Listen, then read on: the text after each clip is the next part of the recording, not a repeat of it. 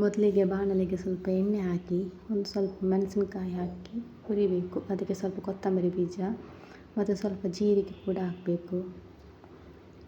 ಮತ್ತು ಒಂದು 4-5 ಮೆಂತೆ ಮತ್ತು ಸ್ವಲ್ಪ ಸಾಸಿವೆ ಇಷ್ಟು ಹಾಕಿ ಸ್ವಲ್ಪ ಡ್ರೈ ರೋಸ್ಟ್ ಮಾಡಬೇಕು. ಎಣ್ಣೆ ಸ್ವಲ್ಪ ಜಾಸ್ತಿ ಇದ್ದರೆ ಪರಿಮಳ ಆಗುತ್ತೆ ಪದಾರ್ಥ.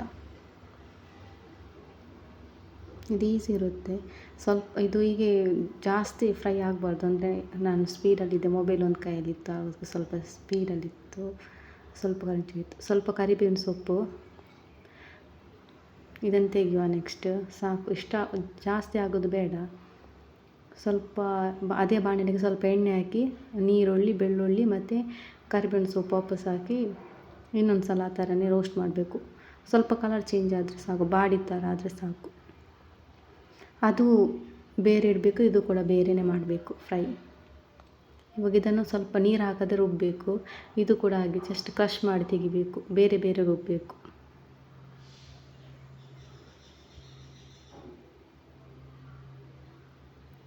ನೆಕ್ಸ್ಟ್ ಅದೇ ಬಾಣಲೆಗೆ ಸ್ವಲ್ಪ ತೆಂಗಿನಕಾಯಿ ತುರಿ ಇದೆಯಲ್ಲ ಅದು, ಮತ್ತು ಸ್ವಲ್ಪ ಅರಿಶಿನ ಹಾಕಿ ಅದು ಸ್ವಲ್ಪ ಡ್ರೈ ಥರ ಮಾಡಬೇಕು. ಸ್ವಲ್ಪ ತೆಂಗಿನಕಾಯಿ ಸಾಕು ಸುಕ್ಕಕ್ಕೆ, ಇಲ್ಲಾಂದರೆ ಸ್ವೀಟ್ ಆಗುತ್ತೆ ಅಲ್ಲ. ಮತ್ತು ಅದು ತೆಗೆದಾದ್ಮೇಲೆ ಅದೇ ಬಾಣಲೆಗೆ ಸ್ವಲ್ಪ ಎಣ್ಣೆ ಹಾಕಿ, ಸ್ವಲ್ಪ ಜಾಸ್ತಿ ನೀರಲಿ ಎಣ್ಣೆ, ಒಂದು 2-3 ಸ್ಪೂನ್ ಎಣ್ಣೆ ಹಾಕಿ ಅದಕ್ಕೆ ಆನಿಯನ್ ಹಾಕಿ ಸ್ವಲ್ಪ ಕರಿಬೇವಿನ ಸೊಪ್ಪು ಹಾಕಿ ಸ್ವಲ್ಪ ಬಾಡಿಸಬೇಕು.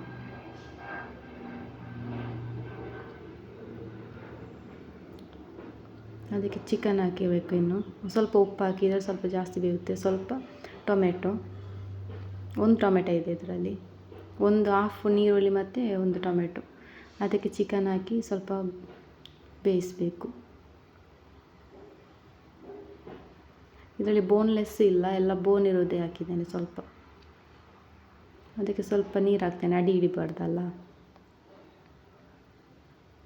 ಇಷ್ಟು ಬೆಂದಾದಮೇಲೆ ಈ ಮೆಣಸಿನ ಪುಡಿ ಇದೆಯಲ್ಲ ಅದನ್ನು ಅದು ಚಿಕನ್ನ ಮೇಲೆ ಸ್ವಲ್ಪ ಸ್ಪ್ರಿಂಕಲ್ ಮಾಡಿದರೆ ಸಾಕು. ಕಳಿಸ್ಲಿಕ್ಕೆ ಹೋಗಬೇಡಿ. ಸ್ವಲ್ಪ ಮುಚ್ಚಳ ಹೀಗೆ ಮುಚ್ಚಿಟ್ಟು ಸ್ವಲ್ಪ ಒಂದು 5 ನಿಮಿಷ ಕಳೆದ ಮೇಲೆ ಅದನ್ನು ಮಗಿಸಿದರೆ ಆಯಿತು.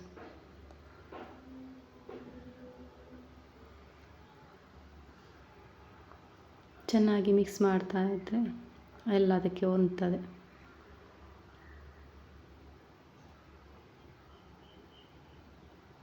ಸ್ವಲ್ಪ ಮುಚ್ಚಿಡಿ ಮತ್ತು ಇದನ್ನು.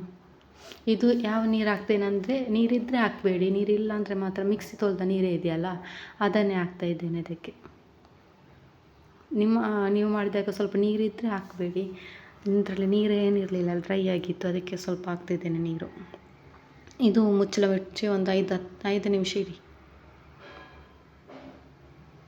ಇವಾಗ ನೀರುಳ್ಳಿ ಪೇಸ್ಟ್ ಮಾಡಿದ್ದೆ ಅಲ್ಲ, ನೀರುಳ್ಳಿ, ಬೆಳ್ಳುಳ್ಳಿ, ಕರಿಬೇವಿನ ಸೊಪ್ಪು ಅದು ಸ್ವಲ್ಪ ಕ್ರಷ್ ಮಾಡಿದ ಮಾತ್ರ ಅದನ್ನು ಹಾಕಿ ಅದನ್ನು ಸ್ವಲ್ಪ ಮಗಚಿದ್ರೆ ಆಯಿತು. ಅದು ಮುಗಿಸಿ ಒಂದು 5 ಮಿನಿಟ್ಸ್ ವಾಪಸ್ ಆಗಿ ಇಡಬೇಕು ಬೇಯಲಿಕ್ಕೆ.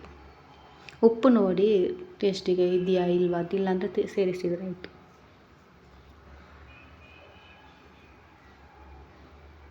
ಎಣ್ಣೆ ಬಿಡ್ತಾ ಇದೆ ನೋಡಿ. ಈಗ ಎಣ್ಣೆ ಬಿಡ್ತಾ ಇದ್ದರೆ ಸ್ವಲ್ಪ ಒಳ್ಳೆ ಪರಿಮಳ ಬರಲಿಕ್ಕೆ ಸ್ಟಾರ್ಟ್ ಆಗ್ತಾ ಇರುತ್ತೆ. ಇವಾಗ ನೋಡಿ ಅಲ್ಲಿ ಇದು ಮಾಡಿದ್ದಲ್ಲ, ಇದನ್ನು ನಾನು ಮಿಕ್ಸಿ ಮಾಡಲಿಲ್ಲ, ಅಂದರೆ ಚಿಕ್ಕದಾಗಿ ಇತ್ತಲ್ಲ ತುರಿ, ಅದಕ್ಕೆ ಮಿಕ್ಸಿ ಮಾಡಲಿಲ್ಲ. ಅದನ್ನು ಕಲಸಿ ಮತ್ತು ಸ್ವಲ್ಪ ಕೊರಿಯಂಡರ್ ಲೀವ್ಸ್ ಹಾಕ್ತಾ ಇದ್ದೇನೆ ಮೇಲ್ಗೆ.